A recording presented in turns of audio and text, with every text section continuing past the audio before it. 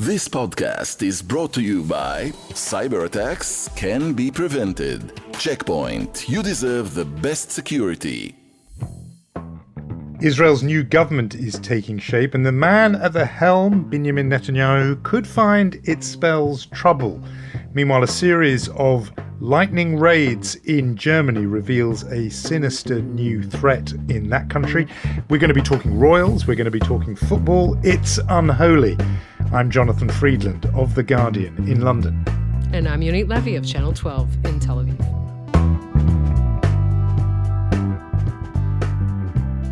Two Jews on the News from Keshet podcasts. Do you mind, Jonathan, if this week I begin with a little bit of escapism? Just a bit, nothing to do with the news? I'm very happy with that because we need it. I think a bit of escape is very necessary. We could have done it all year. So go on, yes, what have you got on your mind? Well, so I opened the long list of things I needed to do after the elections and before the 6th elections. And top of the list was to organize my library. So I spent a good part of Friday reorganizing the library. And I admit to you, you know this already, but to our listeners, that I did it by color, not author, not topic, subject, but by color. Now, of course, part of this was to annoy you. So I definitely worked. After I did send you a picture. You said that I was, what was it? A moral barbarian is what I said. Yes, for organizing my books by color. And I should tell our listeners that the next thing that you wrote me was, I can see two of my books, because suddenly you could realize that on the red shelf is your book and on the black shelf is your book. You could find the books. And yes, I will defend my idea, because I realize that a lot of people would think that it makes you sort of an illiterate person to do this by color. But I don't think I should prove or need to prove to anyone that I read books and love reading books. And I know that it kind of makes it harder to find the books. But to be honest, I had a hard time finding them even before they were color-coded. So I'm very pleased, because the most important thing is that my library is now aesthetically pleasing and beautiful. And that's it, Jonathan Friedland. And you can be as annoyed as you want. Yeah, I mean, it did tap some hitherto unknown nerve in me. It just outraged me. It seemed so barbaric. But I saw the aesthetic appeal immediately. It did look really good. I mean, the shades, and you even did a bit of shading, so as if like a spectrum. So dark red, then slightly softer red. To me, it was an offence against literature and writing, because you have to do it by genre or author or something. That said, it is an improvement on this area, which you can see where the books are just in now vertical piles on the floor. I'm moving back on our Zoom call so that you can see just piled up now. It's a mess. It's such a mess. My 21-year-old son was back from university this week, and he took one look inside. He said, "Oh my God, it's like you're a hermit." Because the state of this room, it is so awful. So you win on that. Also, we should tell people that you were able to say, yeah, but I have organized my libraries in Hebrew and in Italian differently. And I thought, okay, if you were going for literary snob value and snob points, you win, even if you have committed a crime against writing by filing by color. It's better than this arrangement where there's filing by floor space and where I can get room, and I can't find anything except through. And just, I'm wondering about one more thing. After calling me a moral barbarian, what would it sound like if you were trying to insult me, Jonathan? I could go worse, but in a way, that's right up there. It offended some part of me I didn't know I had.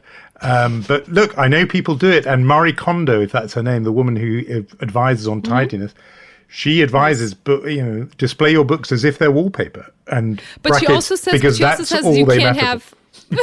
But she also says you can't have more than 30 books, and I was like, really? You mean on your nightstand, right? I mean, because I don't know what you can't have more than 30. She has that line as well.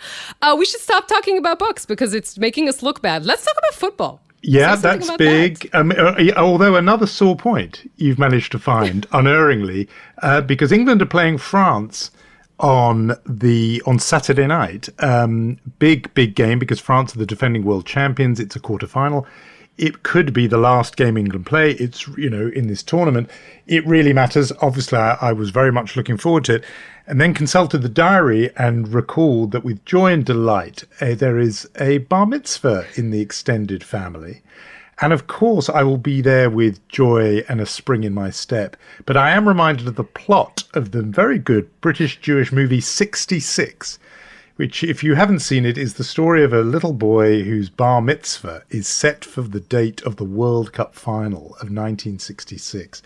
And as England progressed through round after round, he begins to experience a sense of rising dread as he realizes his bar mitzvah is going to be on the day of the World Cup final. And sure enough, that's how it turns out. And relatives start phoning saying, you won't believe it, but I've come down with a terrible cold. I can't come to the bar mitzvah.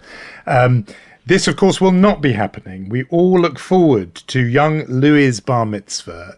In our family, it will be a day of joy and celebration, and we will put the World Cup quarterfinal game entirely out of our minds for those few hours. We should say that 1966, not to rub it in, is the last time, first and last, if I'm not mistaken. You are right. Time that England won the World Cup, and triggering one of the best quotes in football history. It was the columnist at the Daily Mail with before the game, right? He said, if Germans beat us today at our national game, we can always console ourselves with the fact that we twice beat them at theirs.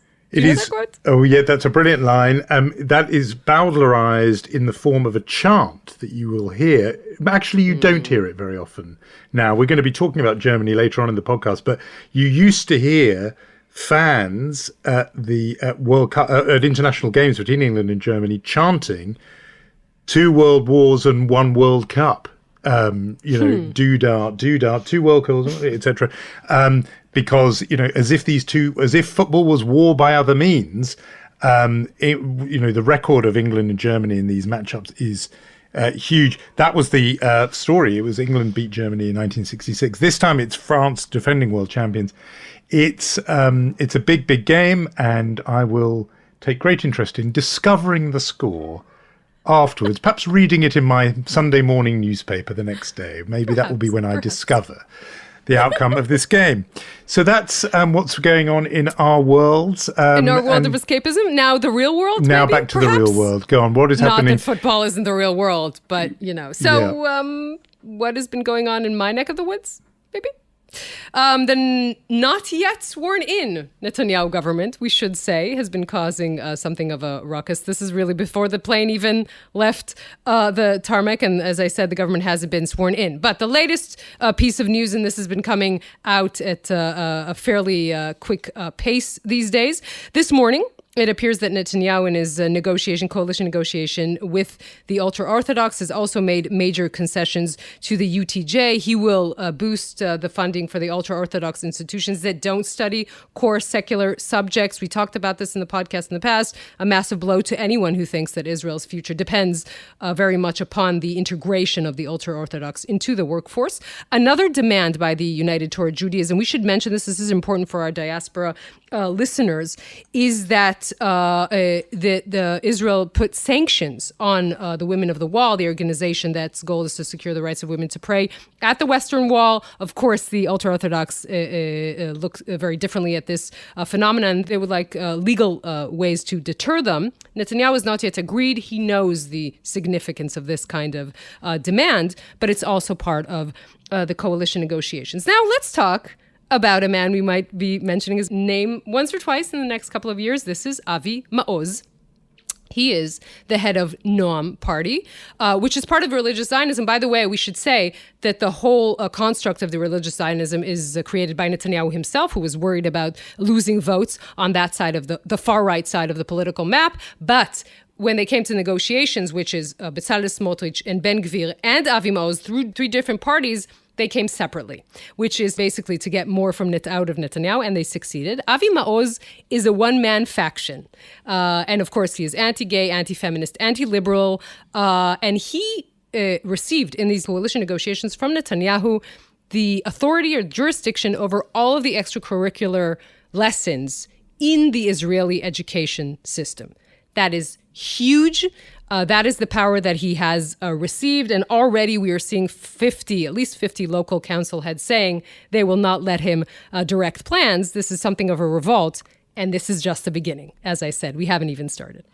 What interests me about this is that I think a lot of the anticipation, probably outside the country, of the arrival of these 3 right-wing groupings under one banner in the coalition was what it would mean in terms of anti-Arab policy. This ultra-nationalist, racist grouping, what that would mean in terms of discrimination, and whether Jews in the diaspora in particular and foreign governments would shun this new government, partly because of the presence of these very right-wing groups in terms of their attitudes to Palestinians. I think it's fascinating what you're saying, because the emerging thought is that the pushback this new government may get from diaspora Jews, and particularly from foreign governments, might be about these other areas. The LGBT thing is exactly the kind of area where you can imagine liberal Jews in America just saying, we're not taking that.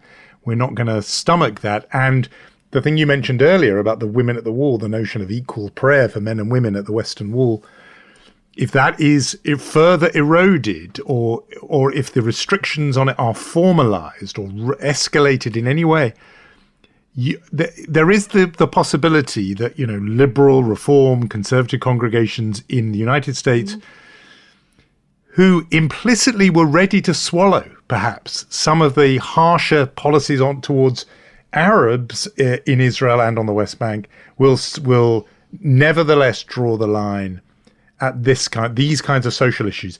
We've talked before about how Netanyahu is doing this kind of charm offensive on the American media circuit, the American podcast circuit, very deliberate. Barry Weiss, we talked about last week. This week he's done Jordan Peterson. Not quite sure of what that does for him, because that's not speaking to liberal America, really. I don't quite fully get that.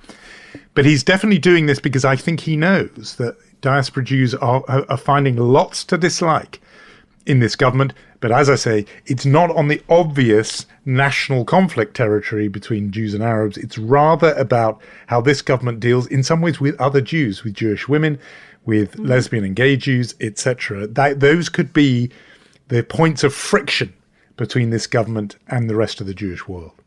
Yes, and we should remember, and trying to sort of map this out, right? I mean, you have the Likud, the major party on the right, and then farther than that is Bezalel Smotrich, he's the far right, and then you have Itamar Ben-Gvir with his Jewish Power Party, that is far right. Avi Maoz is so far on the right, Jonathan, that he's almost dangling from the map. He's the farthest from the Jewish political consensus that you have. And the fact that Netanyahu is giving him power, such power in the education ministry, is something that everyone is noticing. They're noticing it inside Israel and they're noticing it outside Israel. I think what Netanyahu was hoping was that he gives him this very big gift. The reciprocity here is that he'll get in return the gift of silence, and that Avi Maoz will just stop talking, to be quite honest. Now, what's happening is the opposite, right? Yesterday he stood in the Knesset plenum. He brought up Hanukkah. He started singing, actually, Hanukkah songs that said the true darkness is liberal Judaism. That doesn't sound good. It doesn't sound good in Israel. It doesn't sound good outside Israel. This is going to be an issue. And of course, if you even look, kind of zoom out on this and think about conversions and about the issue of, the law of return, all of these kinds of things are going to be major. Now, let's talk about security, right? Because we talked about this last week. We should make the emphasis on this. Look, the Americans, the U.S. administration, as clearly as it could, told Netanyahu, don't make Bezalel Smotrich of the far right defense minister, right? I mean, we know this. The U.S. ambassador, Tom Nides, said to Netanyahu, he met with him 3 weeks ago, urged him to exercise caution in choosing his defense minister. Now, Netanyahu did this interesting trick, right? He said, okay, the defense minister is going to be Yoav Gallant, serious man. He rose through the ranks of the Israeli military. But Bezalel Smotrich is going to be the minister of finance. But he's also going to be, and this is unprecedented, even in Israel, it's unprecedented. He's also going to be a minister in the Ministry of Defense who is in charge. His jurisdiction is the agency of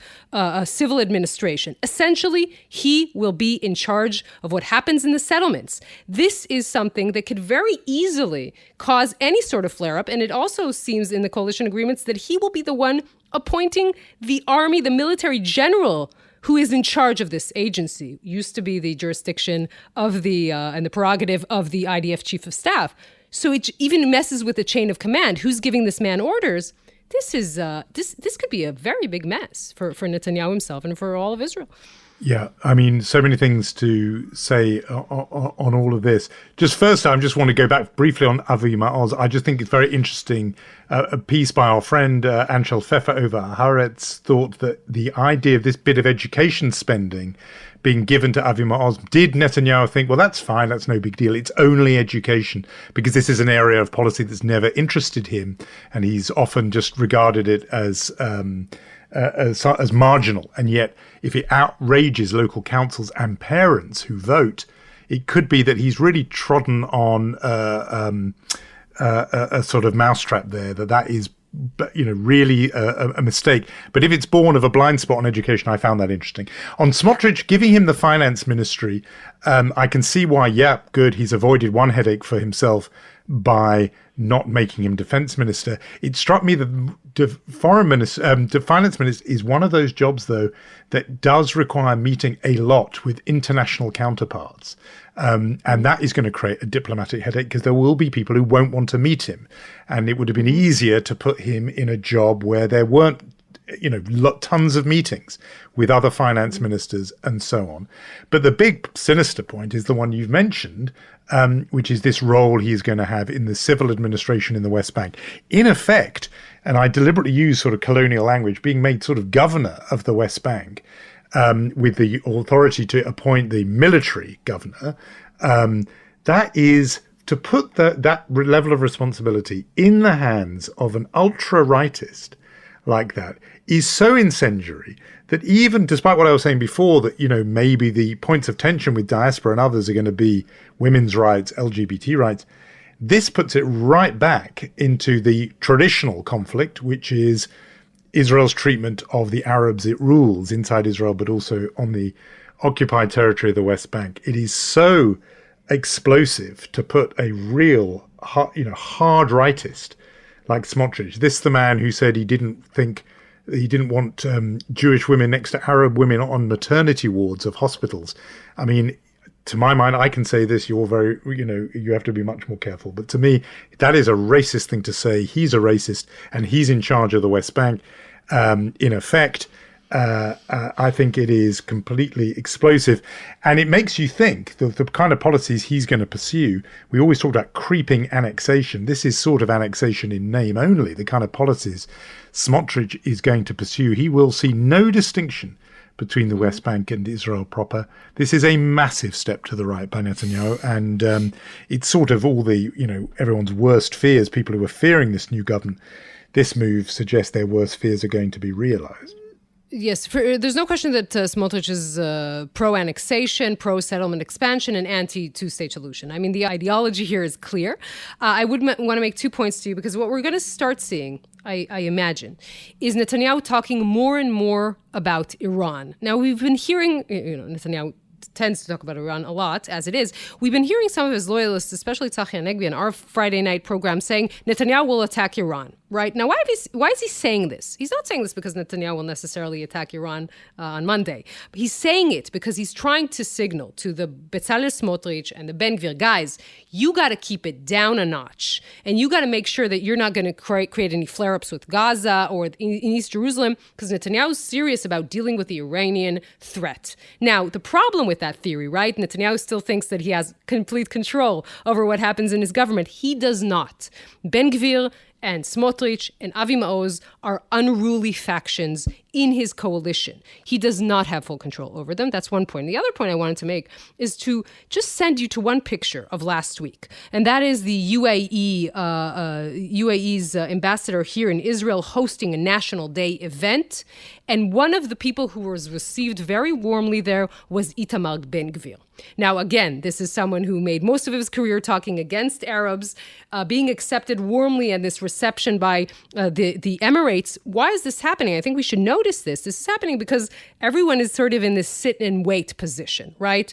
They're signaling to Netanyahu, we're giving you a chance. We're giving this government a chance, not because we love everyone in this government, but we have no choice. But we'll wait and see, right? We'll have to wait and see what happens here. Yeah, if I was a Palestinian, I would really be saddened by that. The notion that they are being discarded, that they have been forgotten by the other Arab states, the Gulf states. I mean, they already knew that because the Gulf states rather, signed the Abraham Accords without there being any movement on the Palestinians. But the notion that they Netanyahu giving up annexation, but you mean no other movement. Sure. And the Smotrich appointment, as I said, suggests, maybe giving up annexation when it's called annexation, but de facto annexation, that's fine. And they didn't have to welcome Itamar Ben-Gvir. That suggests, look, everything. There are no red lines for them. And that's if Palestinians who relied or always did historically rely on some degree of pan-Arab solidarity, well, they're not getting it, is what that message says to me, and no doubt to them. We should talk about things going on in closer to my neck of the woods here in Europe. Big news this week, and sort of shock news in some ways. I think it caught people by surprise. Came out of Germany, where federal prosecutors say they've arrested 25 suspected members and supporters of the Reichsburger group, the so-called Reich citizens movement. They've been detained. They made raids in 11 of the country's 16 states. This was all across Germany, raiding this sort of ultranationalist far-right group. All kinds of characters were swept up in these raids across, Baden-Württemberg, Bavaria, Berlin, Hesse, and so on, including among those arrested a 71-year-old who goes by the name of Prince Heinrich the 13th, who claims to be from a long-standing German aristocratic families, regarded as being central to the group, even imagined himself being a ruler of a new Germany after they had mounted some kind of coup, and arrested, led off wearing a sort of country gentleman's jacket in quite an arresting image of the arrest. Tempting to, regard this either as a sort of bizarre thriller-esque story or a bizarre story out of a movie, or even vaguely sort of comic, these sort of characters plotting and dreaming of a takeover. But it's obviously much more serious than that. So now we want to hear more about this, and who better to talk to than Antonia Yamin, who's an analyst and senior correspondent for Bild in Berlin, and she's also a friend and an extraordinary journalist. Used to be, we should say, the European correspondent for Channel 11 here in Israel. Antonia, thank you so much for talking to us today. I'm really happy to be here. And we're really happy to have you. I mean, we should ask about this attempted coup that sounds like a plot from a thriller. I mean, obviously, Germany is no stranger to far-right attempted coups, but how seriously should we be taking this story? I should say that the riot that happened yesterday was very serious. I mean, it's not every day that over 3,000 policemen and women are gathered and are arresting over 25 people from 12 different states in Germany. It was huge, and it was, of course, also big in the media. But I would say it like that: there was a real danger for violence, but I wouldn't say that there was a real danger for this attempted coup to succeed, because Germany has so many layers of democracy, and it's so established in its way of how it exists that this 25 people would never succeed to actually throw the government. But we can see that they were prepared to use violence. I mean, these 25 people, they actually gathered since November 2021. They were taking shooting lessons, so they were willing to use violence and kill people or kidnap people. And this is why people in Germany actually take this thing very seriously. Tell us more about the group themselves and this wider movement, this Reichsburger movement that people have been reading about in the last 24, 48 hours. Because when you read about the right wing, the far right in Germany, immediately the imagination naturally defaults to think of Hitler and Nazis. But tell us more about this group, who they are and what they want. Well, you can't really define them because they are in this huge group. There are so many other small groups. The only thing that actually combines them is the fact that they don't believe in the democracy and the Republic of Germany. They believe that the West allies that treat Nazi Germany are still occupying Germany. They are against the German flag, so they use in their demonstration this white, black, and red flag, which was the flag before the modern German flag. And they really like myths and conspiracy myths. Yes, there are a lot of people that are also anti-Semitic, but I wouldn't say that that's like their main way of seeing the things. But yes, I can say that 4 months ago, I was interviewing a neo-Nazi that was hoping to become mayor in a very small village in Saxony, in Germany. And he told me the same things that these Reichsburgers say. So they can't really be defined like as one group, but there are a lot of small groups that gathered then, especially after Corona. You could see them also on the streets of Berlin, like thousands of people coming from all over Germany and demonstrating against the state, against Angela Merkel at that time when it was against the Corona rules. And I think that their main thing is just hatred against the state, hatred against democracy. And yeah, so they were planning this coup.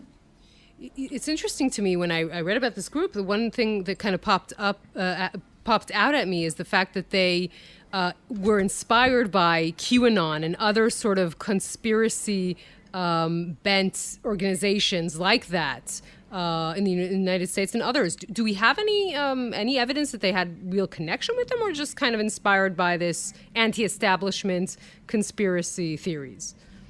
I think that they were more just inspired by this anti-establishment movement that we can see. I mean, we can see it all over the world. And after the attempt in Washington in January 2021, I think that a lot of people just saw that it's possible. Because if you can do it in the capital, in Washington, D.C., where they take security very serious in the United States. So if you're like a part of someone who thinks like that in Germany, you can easily say, well, it must be easy also to do it in Germany, because in Germany the security is not that high like in Israel or in the United States. And I can even imagine that they would have succeeded in getting into the Bundestag. I remember that 2 years ago I was covering an anti-corona demonstration of these people, of these Reichsburger people, and they were actually standing on the steps of the Bundestag. And it wasn't planned. It was just a huge demonstration, and they got to the stairs. So if you plan it properly enough, and they did, so they might have been successful. I just want to take you, I've got a question from that, but before we get to that, I just want to follow up one thing from before about this. I'm very interested in this story you mentioned about the flag.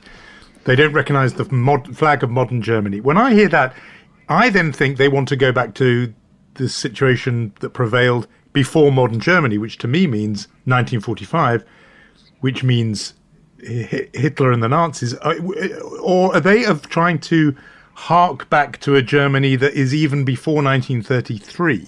That's because they're not going back to the swastika. So just explain exactly the era they hark back to, and then there's something I want to follow up on. That's exactly the thing, because they hide behind that. When you talk to them and you say, well, that's also the colors that the Nazi used, and they say, no, that's also the colors that we used before the Nazi era.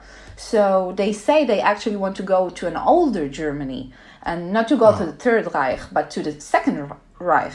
But of course, when you speak with individuals in between in this group, then you can see, I mean, swastikas are not allowed in Germany. They're just against the law. If you use them, you go to prison. So yes. People that like tattoo them on their body, when they come to this demonstration, you can see a lot of them like covering it up with ink or with bandages and stuff like that. But they're using other symbols. They're using what is called the black sun, which is actually just a legal way to show a swastika. It's a lot of swastikas together that look like a sun.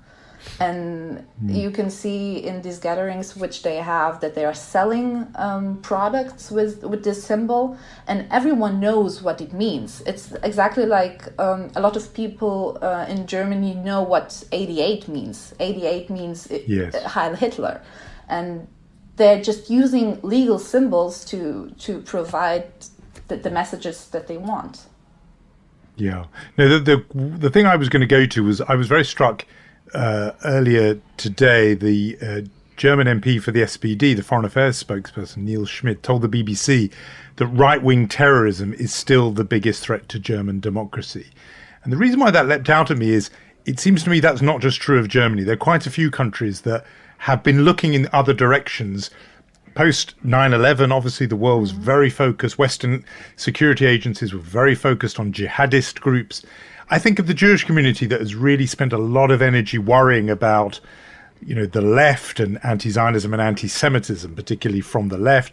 And in a way, it's kind of striking to get a reminder that actually a country like Germany, it sees as the big threat to its own security, the right. Was that the view, what Niels Schmidt said, would that have been the view generally in Germany these last 10, 15, 20 years? Or is that something he's saying in response to the events of this week? I would say that he's speaking out loud what the elite politics are saying for the last, I would say, since 2017, since the previous election, when the AfD, the right-wing party, became the third biggest party in the Bundestag. They were head of opposition. It was so surprising. I remember myself covering it and saying out loud live on TV, it's the first time that a party like that is part of the Bundestag since the Second World War, since the Shoah. And they're taking it since then very seriously. But I guess that if you would ask like the Jewish community or something like that, they would say, yes, the far right is a problem, but we also have a problem with left anti-Semitism and with jihadist and Islamism. So I think it really depends on who in Germany you are asking. But I think that the far right already proved that they're a huge problem. I mean, you spoke about the Jewish community. Just 3 years ago, we had this attack in a synagogue in Halle, where a far right young man just came there and tried to massacre over 100 Jews that were praying in Yom Kippur. And the only reason why he didn't succeed was that this very strange wooden door wouldn't fall down. So it was luck, but it could have been like, I remember myself, I was at my grandmother's and getting this news and I started to cry and my grandmother said, what is happening? And I said, I have to go now to Halle. And she said, why, what? And then I told her, well, the Germans are starting to kill Jews in synagogues again.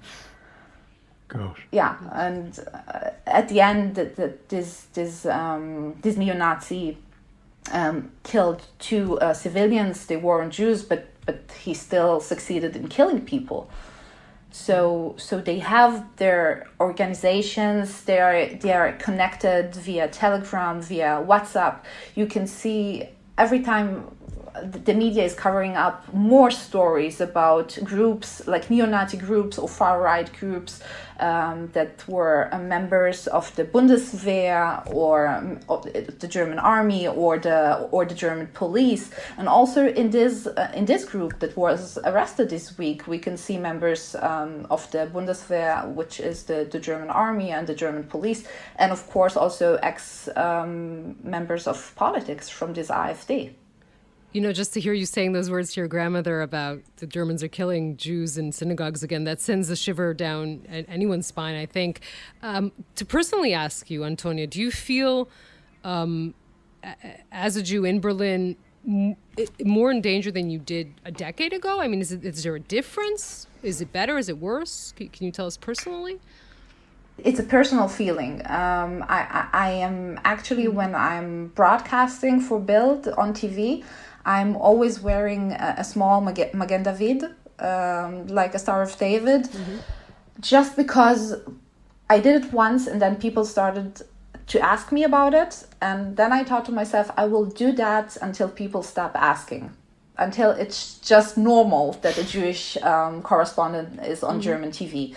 But when I go out of my newsroom, or when I go home and I'm using the public transportation, I actually take it off because I really feel it on my body but it doesn't mean that anti-Semitism is so wide and so wild in Berlin. It just, after 6 years of covering one anti-Semitic incident after another, I'm just much more aware of it, I guess.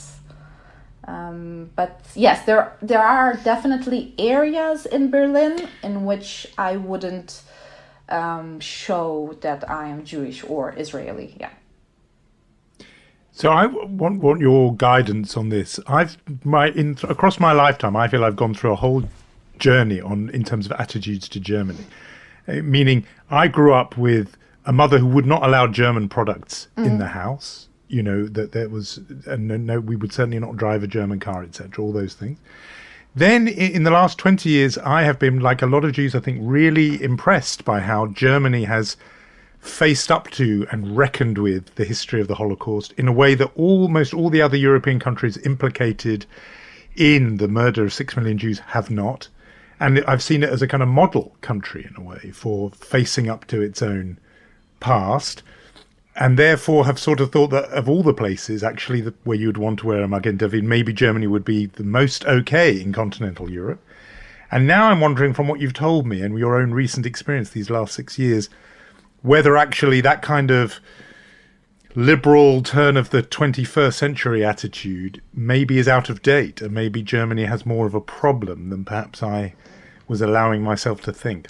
I actually agree with what you say. I really think that Germany faced up to its past. You can see it in every corner you go in Berlin. You can see a memorial of that kind, or a sign, or a story. And you can see it also in the way that the Germans are building their buildings. The German Bundestag has this transparent dome where people can stand on top of it and look down on their representatives that they have chosen and see how they are making up their laws. So all this transparency is for democracy.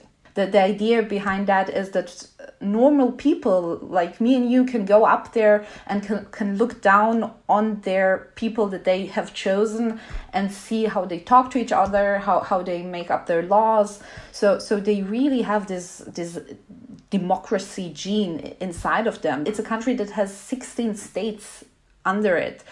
Every state has its own government, its own ministers. So you can imagine how much balagan it was during Corona, because each state has its own government and its own ministers, and each state has its own mind. So it was pretty hard to do Corona regulations back then. But that's exactly how they are keeping up their democracy.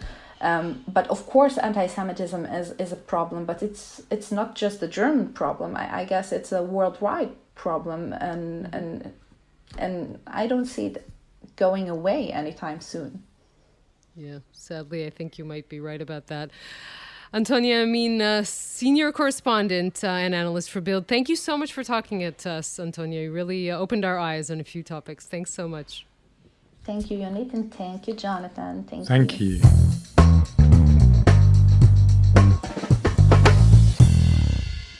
Fascinating to hear from Antonia Yamin there.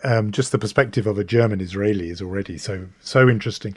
But what she was telling us about what was going on, I mean, partly what was in my mind when I made this point about the German authorities saying, look, the number one threat here is right-wing extremism. I remember in the 2020 campaign, the FBI said something quite similar in the United States.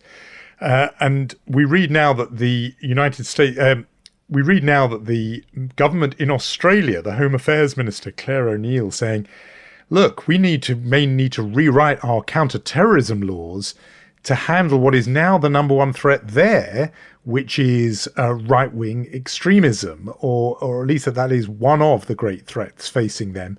And what really interested me is, again, what she's saying there in Australia is we were more focused on the threat of religious fundamentalism, meaning violent jihadism, that sort of posture, that post 9/11 posture of obsessing about violent Islamist groups, meant that they have not been alert to the kind of lone wolf or less sophisticated acts that are coming from the ultra-nationalist far right. And you've just had these this example in Germany. There's what's happening in Australia. Obviously, QAnon in the United States.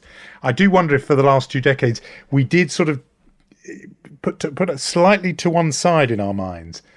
And when I say our, I mean security agencies. Maybe put in the West too much on the back burner the notion of the threat from the far right. It does look like that, and as you say, suddenly everyone is waking up. I think that the fact that we're seeing in the United States these horrendous attacks on Jews, the 2 things are happening, right? You have the Kanye West with what he's saying, and you have, for example, in New York, there's an uptick in anti-Semitic incidents. You see that around the United States, right? That it makes you think, and maybe this is an incredibly sad thought, right? That the world that you and I grew up in which anti-Semitism was frowned upon, in which far right was really pushed to the fringes of society, is now no longer the norm. We are moving farther away from World War II, and more things that once were unacceptable are now acceptable.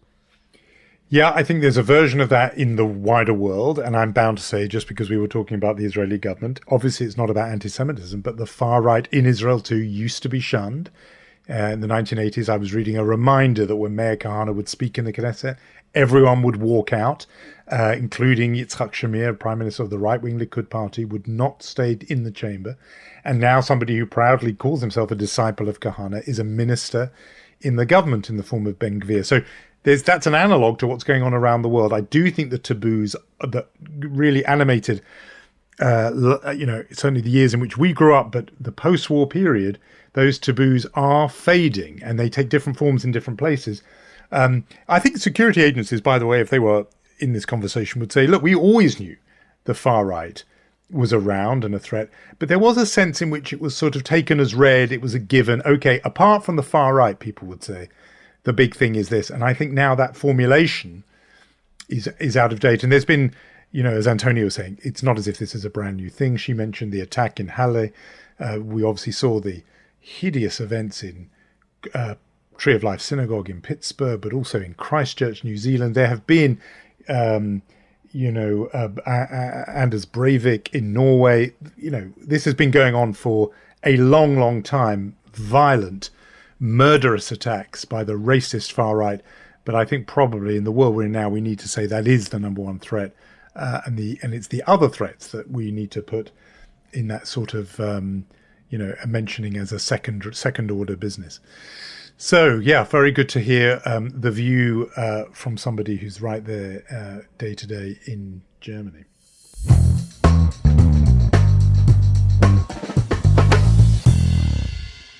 So tradition demands that we hand out some awards, Chutzpah Awards and Mensch Awards. So our Chutzpah of the week, I know some people will want them forever to be Mensch of the week, the happy couple, Harry and Meghan, the Sussexes,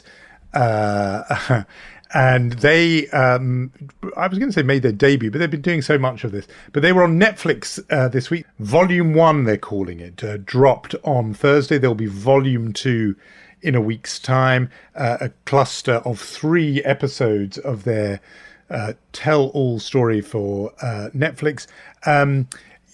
People get very divided on this subject. In this country, there are, pro Harry and Meghan factions, very, vitriolically anti-Harry and Meghan factions. I have a lot of sympathy for them. I quite like them as a couple. But there was one bit in the Netflix trailer that just did make me smile, really, because the Netflix trailer for the first one begins with big sort of doom-laden music and as if a big suspense story is about to be unloaded, and it begins with the revelation that there is a hierarchy in this family, says Prince Harry, right? And it's as if he's is it hereditary too? He's revealing this huge explosive new truth that the royal family has a hierarchy. You know what? We had worked that out. It's quite literally the case that the dad is the king, then there are princes. This is a system where hierarchy is there. There's dukes, and dukes come above earls, and we know there's a hierarchy. So I thought to myself, Netflix, you could have chosen maybe a different line of copy there, and then he does go on to say it's a dirty game, etc. The other thing, of course, for chutzpah, that the anti-Harry and Meghan camp have really seized on is as a visual in the Netflix trailer. There is a scene of tons and tons of press photographers training their lenses. You assume on Harry and Meghan, and you assume it's the paparazzi. It turns out that shot was taken from a Harry Potter film premiere, and as many photographers have pointed out, they were invited to be there. They weren't paparazzi. So wrong event, wrong situation. In fairness, the Chutzpah Award really probably, should go to Netflix and their promotional department. They probably cut the line about hierarchy out of context. They probably were the ones who took the picture. But nevertheless, I think, that trailer and its assumption that it is brand new breaking news to a waiting world that there is a hierarchy in the Windsor family. I'm suggesting that for this week's Chutzpah. But my headline from everything that you said is that you said that you kind of liked them. Yeah. Which is why? Because they broke away from the royal family, or you like them because their plight is No, interesting? I liked them before. I mean, I think... so why do I like them? Harry's Invictus Games thing, I think, is a really good thing. It was his own idea, the idea of games for, sporting competition for wounded military veterans. I think that's quite a good thing. And, I do think, call me sentimental, but I did like that there was a woman of colour in this heavily white Anglo-Saxon Protestant family. I thought that has a hierarchy, as we know now. That has a hierarchy. I knew about that. I thought they were a kind of, new generation, etc. I didn't, my overall views on monarchy. I'm not a fan as a system. But I thought, I was quite well disposed to them, and I'm not hostile to them now. But I thought this trailer took a little bit of a royal biscuit, a Duchy of Cornwall biscuit for chutzpah. If you're telling us that your big scoop is that there is a hierarchy in that family, that's kind of the point. To say nothing of the fact I think they wanted to be left alone. You can't say you want to be left alone and have a 3-part series on Netflix. But never mind. I like them too. Yeah. Let's go to the Mensch Award, which I actually really, really like this story. It's a story of an author named Chelsea Banning, who wrote a book and headed to her book signing. 37 people RSVP'd. She thought she'd be meeting a rather nice group of people, but only 2 people arrived. And then she took to Twitter, as people do these days, and she actually wrote, I feel kind of bummed out, I'm upset, and honestly a little embarrassed. Now, the story develops because then came in a long list of very, very empathetic authors, really famous ones, who kept writing to her about their experiences in book signings. So, came in, first was Margaret Atwood, the inimitable Margaret Atwood, who wrote to her, joined the club. I did a signing to which nobody came except a guy who wanted to buy some Scotch tape and thought I was the help. And then came in Neil Gaiman, one of my favorite books of all time, Good Omens, saying that he walked with Terry Pratchett and did a signing in Manhattan for Good Omens. Nobody came at all, so you are too up on us, he wrote, and on and on.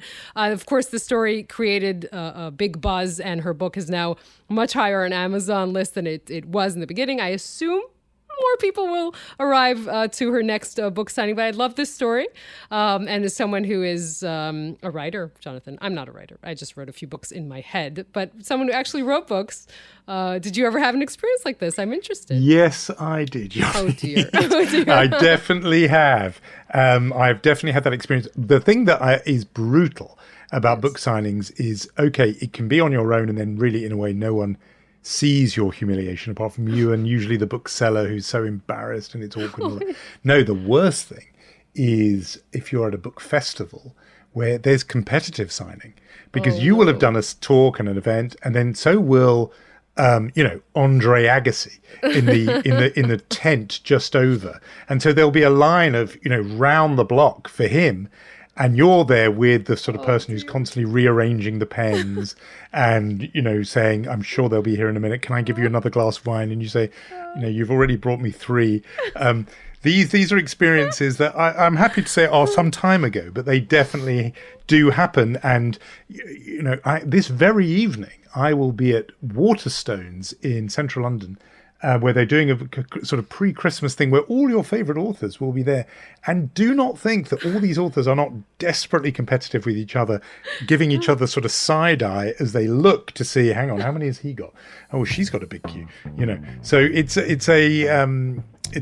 a bruising experience, and I'm all with our award winner because she was right to reach out, and how good those other writers have been to share solidarity. I didn't know about this story till you told me about it, but now that I do, maybe I'll go and send her a message of my own too. We have all been there, but it is very gratifying when you do get a long line. Lots of people want to read your book. It's a very gratifying thing.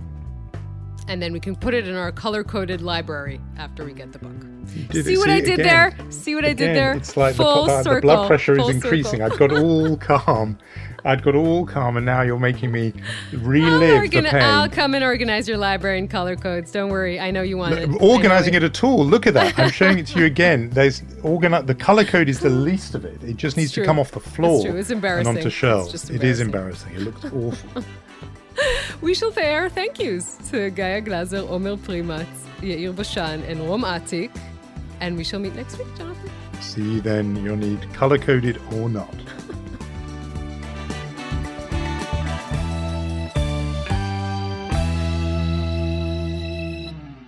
This podcast is brought to you by Cyber attacks can be prevented. Checkpoint. You deserve the best security.